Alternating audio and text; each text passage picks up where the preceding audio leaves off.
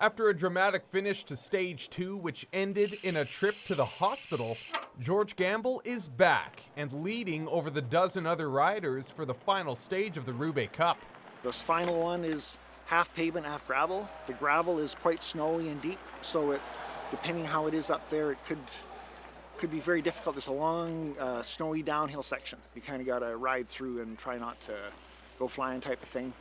He leads by 3 over John Obi. The only way for Gamble to not take the cup is if he somehow finishes outside of the top 5 and Obi places in the top 2.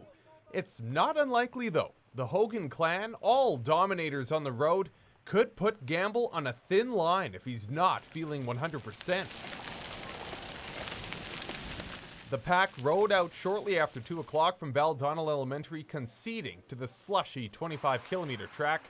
The pack carried on through most of the first stretch of pavement, no one looking to make any early moves, but the spacing began around kilometer 10 when pavement turned to snowy gravel.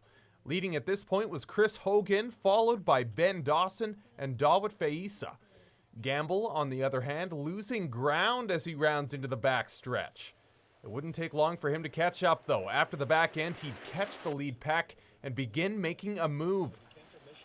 About 5K to go and Gamble proving his dominance, leading outright at this point, but Faisa and Hogan still going strong, looking for anything to challenge Gamble. But they'd run out of time. George Gamble cruising to victory, defending his Roubaix Cup title. He'd cross the line just 15 seconds ahead of Hogan, who'd finish 3rd overall. Dawit Faisa would round out the top 3 with a time of 1:02.16. John Obi takes 4th spot and finishes with 9 points in the Cup standings, and Tate Hogan sneaking in the top 5. Gamble was asked if there were any moments when he didn't think he would win. It definitely did not come easy today, no. There was a few scary moments there. I almost laid the bike down on the road and thought, what am I doing? But the road got a little better as I got a little farther, and I got lucky and the guys didn't get far enough ahead of me, so worked out good.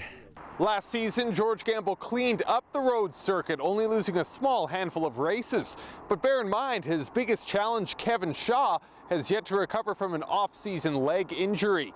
Regardless, if this year's Roubaix Cup is any indication of how the rest of the season will go for Gamble, I'd confidently say he's the man to place your money on.